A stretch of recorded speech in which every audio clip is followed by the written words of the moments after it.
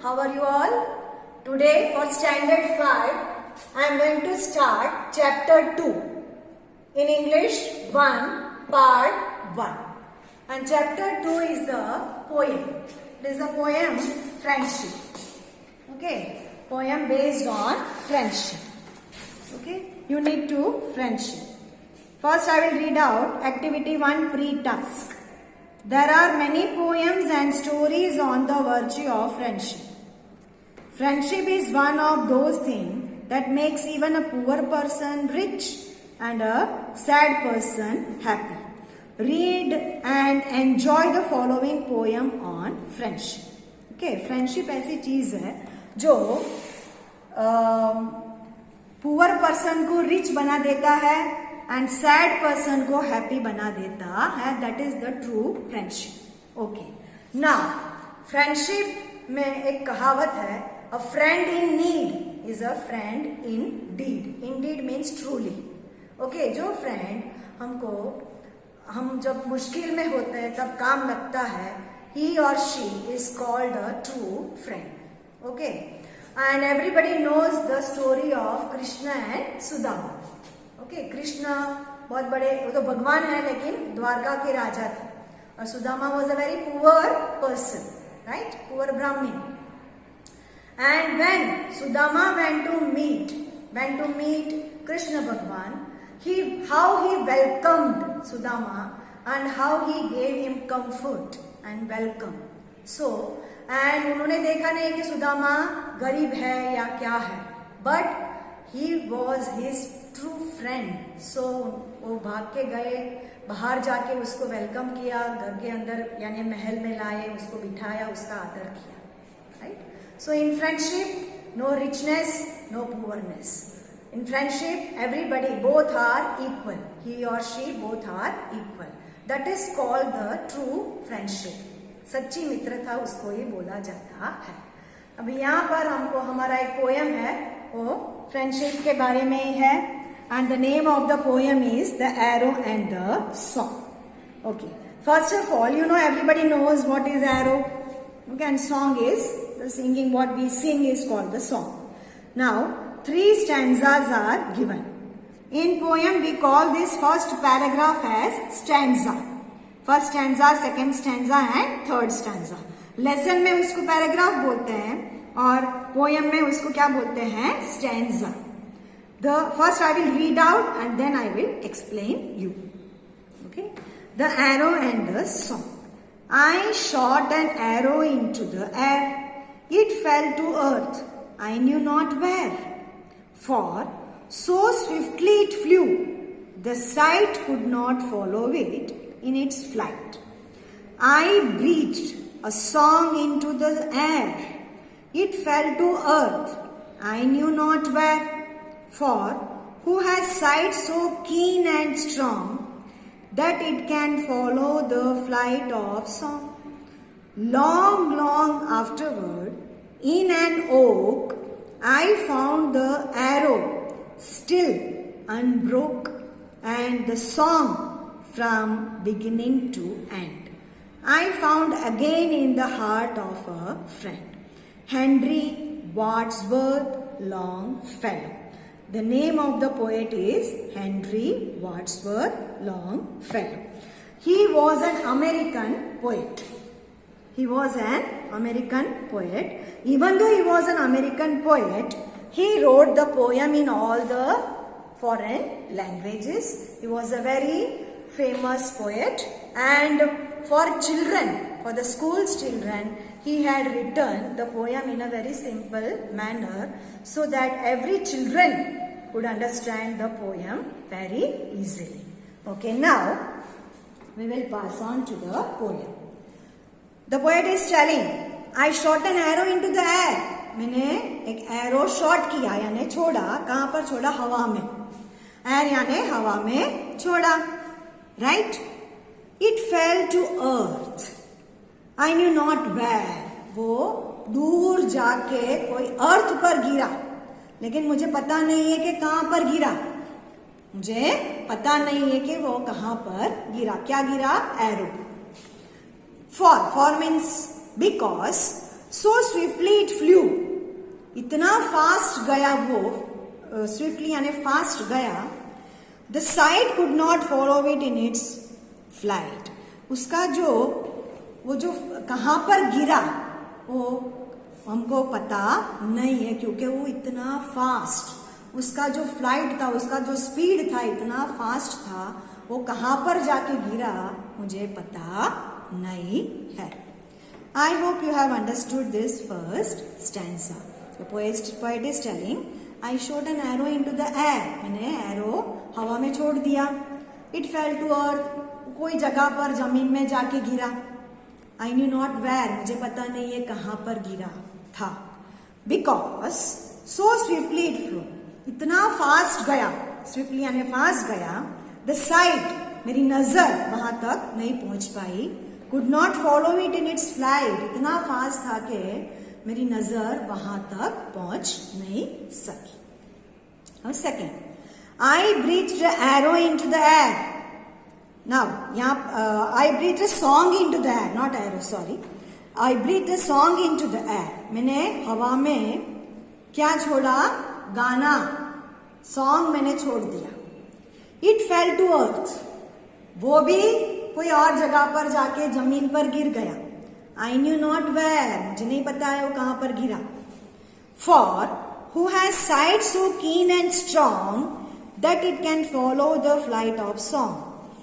But because who has sight so keen, जिसका sight, जिसकी नजर ओके इतना ईगर है और स्ट्रांग है, उसको ही पता चलेगा कि वो कहाँ जाके गिरा होगा. वही उस फ्लाइट को, उस सॉन्ग को फॉलो कर सकता है, और कोई उसको फॉलो कर सकता नहीं है. जिसकी नजर ओके, जिसका ध्यान इतना पावरफुल होता है, वही वो सॉन्ग को फॉलो कर सकता है. Okay, this is the second stanza. Now third. Long, long afterward, in an oak, I found the arrow still unbroken. बहुत दिनों के बाद, बहुत यानी लंबे समय के बाद, in an oak, oak यानी it's the name of a tree. जो गार्डन में ओक ट्री से भरा हुआ था, वहां पर मैंने क्या फाउंड आउट किया? The arrow. जो एरो मैंने छोड़ा था ना, वो एरो वो ओक ट्री के पास जाके गिरा हुआ था. Still unbroken. अनब्रोकन यानी वो टूटा हुआ नहीं था, जैसा मैंने छोड़ा था वैसे ही. Long long afterwards in an oak I found the arrow still unbroken. बहुत दिनों के लंबे टाइम के बाद एक ओक गार्डन में, ओक ट्री के पास मैंने क्या फाउंड आउट किया? मेरा जो एरो मैंने छोड़ा था ना, वो मुझे मिला. स्टिल अनब्रोकन, अभी तक वो ब्रोक हुआ नहीं था, ब्रेक हुआ नहीं था, टूटा हुआ नहीं था. जैसा मैंने छोड़ा था वैसे ही वहां गिरा पड़ा था. And the song from beginning to end I found again in the heart of a friend. और जो सॉन्ग मैंने गा के छोड़ दिया था, फ्रॉम बिगिनिंग टू एंड, शुरू से लेके एंड तक, कहां पर मुझे मिला? मेरे फ्रेंड के हार्ट में मुझे मिला. Right, because the song was so beautiful. वो सॉन्ग मुझे मिल गया जो मुझे पहले नहीं मिला था. वो सॉन्ग मेरे फ्रेंड के हार्ट में मुझे मिल गया था. राइट, सो अभी जो एरो जो है वो हार्श वर्ड्स को कंपेयर करता है, और सॉन्ग जो है वो प्लेजेंट वर्ड्स को प्लेजेंट वर्ड के साथ कंपेयर कर सकते हैं. हमको किसी के साथ हार्श वर्ड्स यूज करना नहीं चाहिए. We have to use very pleasant and mild words with our friends. तो ही हमारे साथ क्या होता है, हमारा फ्रेंडशिप लंबे टाइम तक चलता है एंड अच्छी तरीके से हम निभा सकते हैं. Okay, so this is the poem, right? And I hope you have understood the three stanzas of the poem, The Arrow and the Song. You have to read out this poem and you have to write the poem in your CW. You have to write the poem in your CW one time. Okay?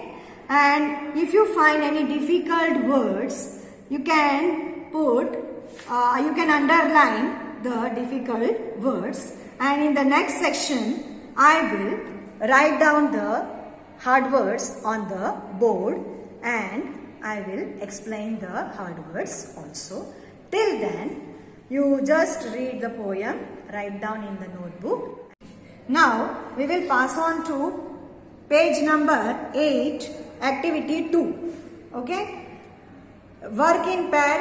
Write the name of your best friend and say why you like him or her.